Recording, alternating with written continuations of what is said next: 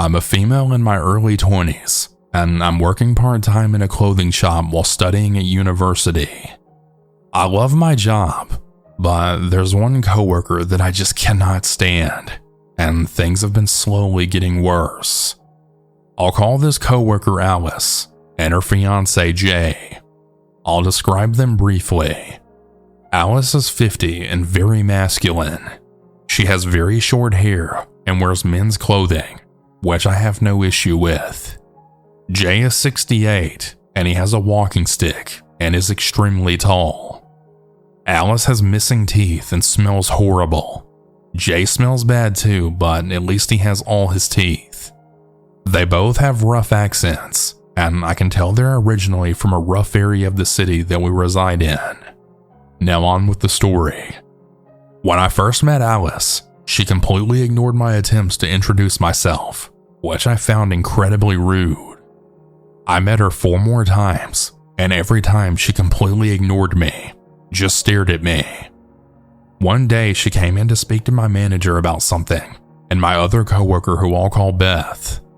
Beth asked me in front of Alice if I'd ever met Alice, and I said yes, that I'd said hello to her a few times. Petty, I know, but it wasn't me that was the problem, and Alice was pissing me off. Well, Beth introduced us, and Alice stared at us both, not really saying anything. Beth said how long I'd been working there, and Alice again said nothing. At this point, Beth had stared at us both and tried a few more times. On the 6th attempt, Alice finally acknowledged me. The whole time she was in the stockroom area, which is behind the tills, and she stared at me.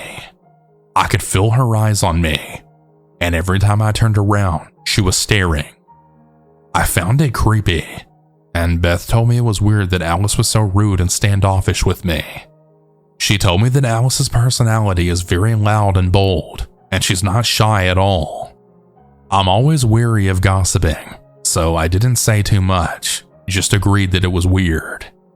I had already decided that I didn't like Alice, but that I'd have to be civil. I'd see her in the street sometimes when I was waiting on the bus home from uni. I commute and don't live on campus. Every time I saw her and she saw me and would just gawp at me. I told my friends and they told me that she seemed fascinated by me.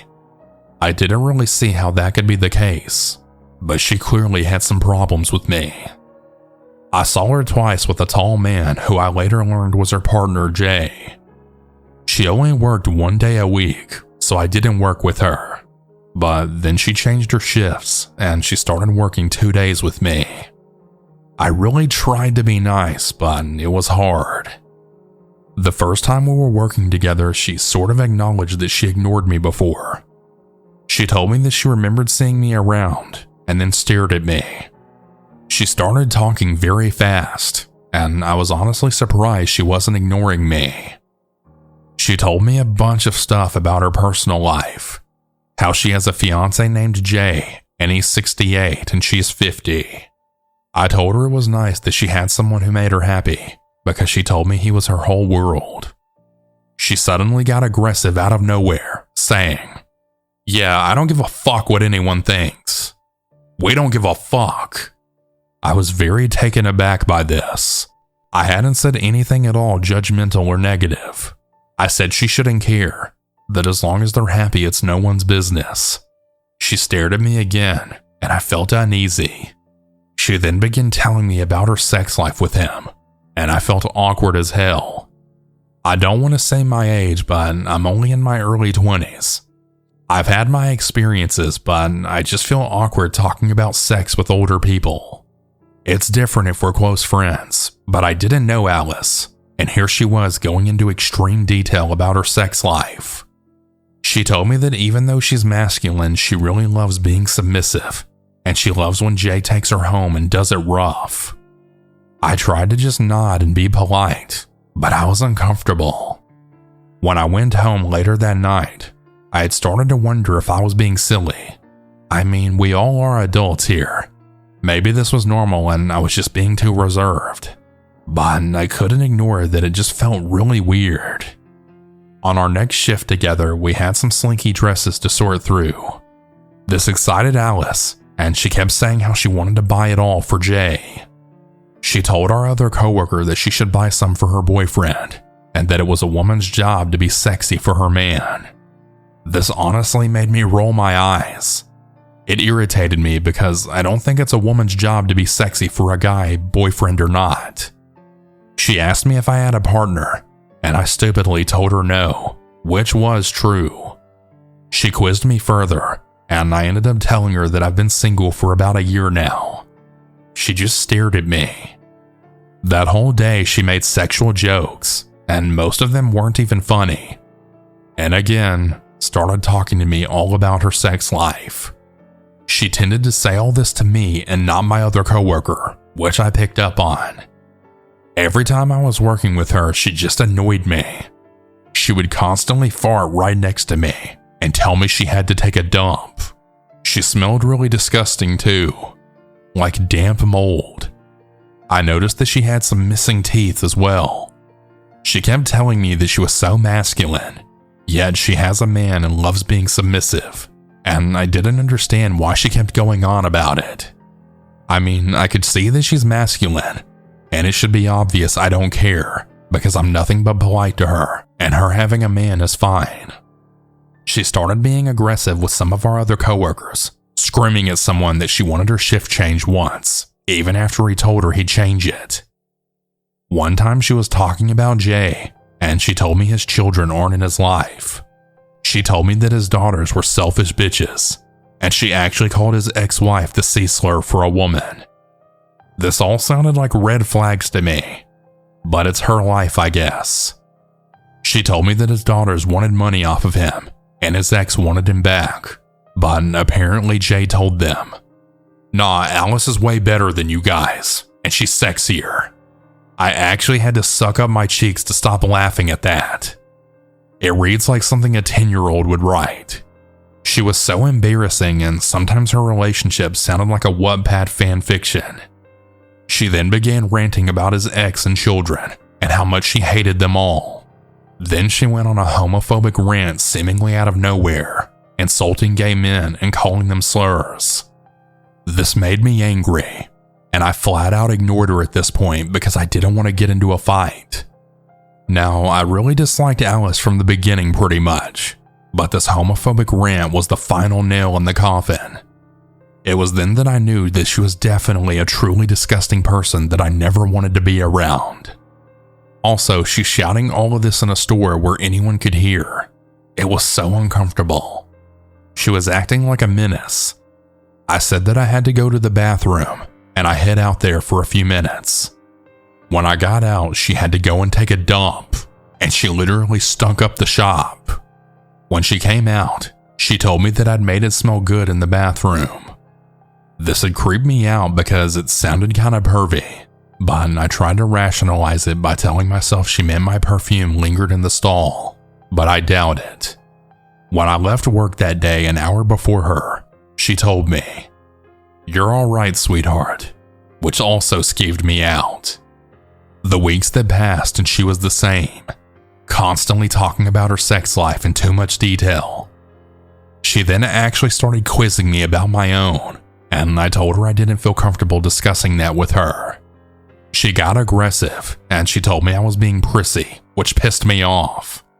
I don't see how it's bad to not want to tell some random woman about your sex life. Then she asked me if I wanted to hang out outside of work with her and Jay. Before I could even answer, she asked if I'd met Jay. I stuttered that I wasn't sure. I mean, I'd seen him, but we hadn't met. She then told me aggressively, "You have met him. We've seen you. Tall guy with a walking stick. Yeah, you've seen us out before." I again felt awkward. Why was she so aggressive and out of the blue at times? And why was she acting like a cop interrogating me? I just said back, "Yeah, I've seen him around, I guess." She stared at me. She asked me again if I wanted to go to the pub with them. I told her no, and she asked me why. Who asks that? It also seemed kind of weird that a 50-year-old woman would want a girl of my age hanging out with her and her fiancé. I said I was too busy. Then she scoffed and said, I have a hard time believing a young girl like you is too busy on a weekend to go out." Her rudeness made me angry, and I told her I was busy that night, and that was it. I actually said it with an edge to my voice, and it seemed to shut her up. From that day on, though, she kept asking me to hang out. I had told my friends about it, and one of them told me it sounded like they were trying to set up a threesome between us. I thought that she was joking, but she was dead serious. She told me that Alice seemed very weird and creepy, and to stay away from her. The more I thought about it, the more I actually wondered if she's onto something. I mean, Alice does tell me specifically about her and Jay's sex life, and it's constant and detailed. There was also an incident where she told me her breast size and asked for mine. I refused to tell her and she got mad. She stares at me all the time as well, but I've never met Jay face to face. It makes me feel sick to think about.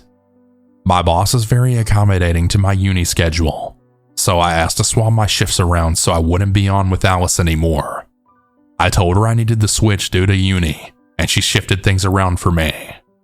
I've not worked with Alice since, and I'm really doing my best to avoid her, especially being alone with her.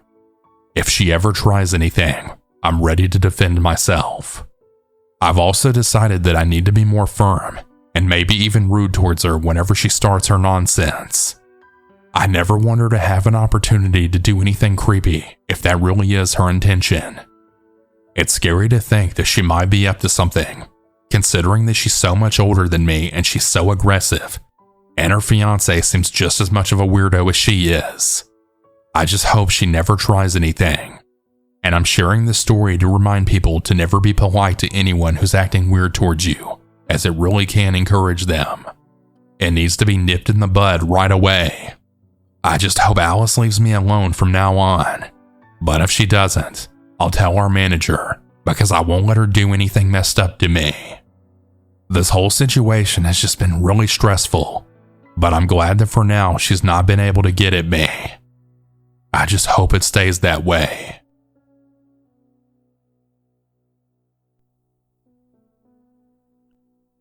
Hey everyone, sorry for the interruption from the stories, but I need to thank today's sponsor Uncommon Goods for sponsoring today's episode. If you want to hear where'd you get that this holiday season, Uncommon Goods is your secret weapon. Uncommon Goods is here to make your holiday shopping stress-free by scouring the globe for the most remarkable and truly unique gifts for everyone on your list. Whether you're shopping for your secret Santa or your entire family, Uncommon Goods knows exactly what they want. I personally love coffee, and they have a lot of cool coffee mugs that I really like that I'm definitely going to be getting. Another really cool thing about Uncommon Goods is when you're shopping there, you're supporting artists and small independent businesses. These fine products are often made in small batches, so shop now before they sell out this holiday season. And with every purchase you make at Uncommon Goods, they give back $1 to a nonprofit partner of your choice. They've donated more than $2.5 million to date. To get 15% off your next gift, go to uncommongoods.com/cannibal. That's uncommongoods.com/cannibal for 15% off.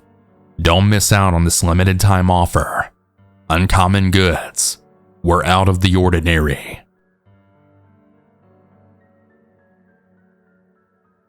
So to start this off, this took place in 2020, and I didn't know anything about what I'm about to tell you until my mom had told me from running into an old friend who was involved into this whole thing.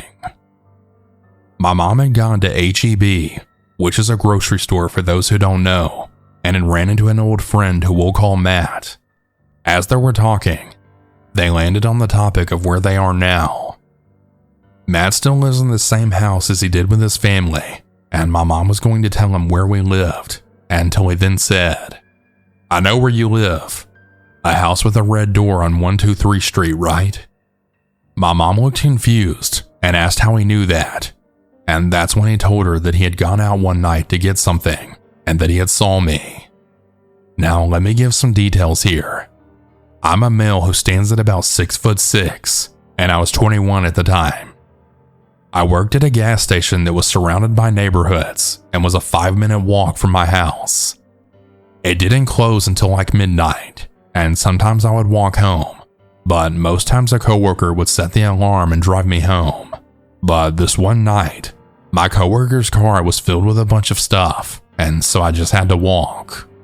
It didn't bother me because these neighborhoods are very safe, as I would often see cops drive up and down the street all the time. Anyway, Matt saw me halfway down the hill, and a car was driving slowly behind me, so he chose to follow. And as I turned down my street, the car had parked to see where I lived. Matt had turned down the street and had then did a U-turn in someone's driveway. And now Matt was facing towards the exit of my street, and the car that followed me was pointing down my street. Matt then rolled down his window, as did the other car that had the two guys in it, and Matt then said, "Hey, you don't need to be following that kid. Leave him alone." Well, the driver then says back, "Shut the hell up. I'll do whatever the fuck I want." Well, Matt didn't like that, and he always had a handgun on him, and he literally pulled it out and aimed it right at the men, then replied, "You want to say that again?" The men, now scared shitless, took off out of my street.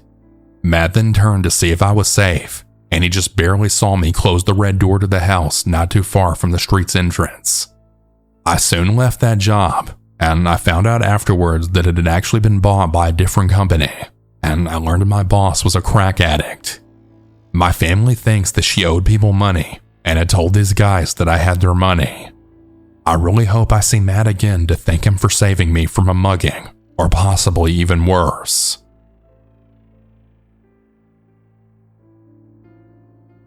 It was October of 2022, and I was working on a marketing team for a very successful law firm in New Orleans. All went down south when a bad employee was fired and refused to accept that our firm was moving on without her. I'm going to use different names for everyone involved in this story, so I'll just call her Tess. Tess was a very nice and kind person at our firm. She would always smile and brighten up any room that she walked into. We all thought that she was a great paralegal, but her work ethic was just not up to par with how much work was coming in. She worked here longer than most of the paralegals, but always had to ask a million questions just to complete simple tasks. She had also been caught lying about having COVID just to work from home, and would post Facebook photos of herself at the hair salon on Facebook. Her poor work ethic had finally caught up to her one day, and one of our attorneys let her go. I could hear Tess crying as she walked out of the office. "But please, Miss June, I'll do better. Don't make me feel played. Don't make me feel like a clown here." I could hear June trying to shush her and calm her down, but Tess would just not stop yelling. "How could you do this to me?" she said as she approached the main attorney's office door. June started to tell her that she had to leave now and did not disturb the attorney as he was in a very important meeting. "You cannot do this to me," she cried as she walked out of our office building. I also recall her continuously stating that she was not the office clown and she didn't deserve to be fired like this. Of course, the next day there were whispers and gossip around the office about how odd Tess had been acting.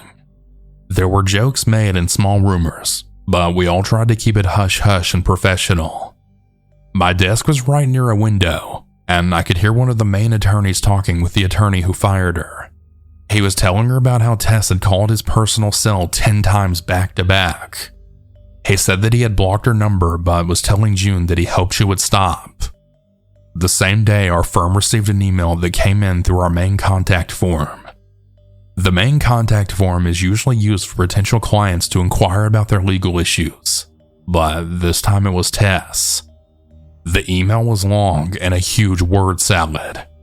The name in the email was listed as Clown, with her former work email as her contact email. It read something along the lines of, "I cannot believe you would do this to me. Y'all must really think I'm someone you can hire and play. I ain't no clown, and I don't accept no tomfoolery." At the bottom of the message in all caps it read, "I am not your clown." Not much was said about this odd email. Our firm kind of just avoided the issue and just tried to move on from it. I wish that things would have been addressed sooner, because Tess's bullshit was far from over. One young paralegal said she had received an email from Tess's personal Gmail account. It was images of the two of them at our 2021 Christmas party. The message included read, "Hello, I woke up this morning very sad. I had a dream last night that the two of us were still at the firm's Christmas party. We were enjoying ourselves, and I was still employed and working amongst all of you. I remember you kept trying to give me a drink, but I told you that I don't drink alcohol. Well, safe to say some things have changed since I was fired." The paralegal forwarded this to Human Resources and expressed concern for her own safety. This is finally when the firm decided to take matters into their own hands. They had sent us a mass email saying they were aware of the harassment caused by Tess, and that if anyone felt unsafe at the office, they could work from home. They mentioned that they would update all of our security, and they would like the employees to let them know of any strange calls or emails that they got. This was just all too much for us.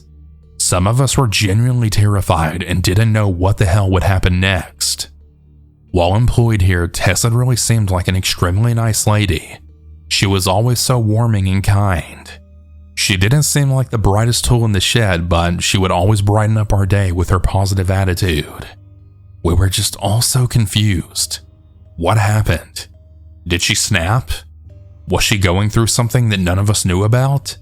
We all felt extremely sad for her, considering that she always seemed a little off and odd, but this time her behavior was just really bizarre. Fast forward to October 31st. Yeah, Halloween.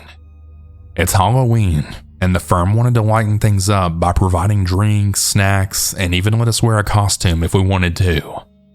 It was a very fun day, and it seemed like we all began to forget all about Tess until the next morning when we all got to work. November 1st, I checked my email to find myself in a huge group email with almost every coworker of mine. The email was sent to everyone at about 4 in the morning. It included a disturbing image of Tess's old professional firm photo that was on our website. It looked like she had edited the photo with Microsoft Paint to make herself look like a frowning clown.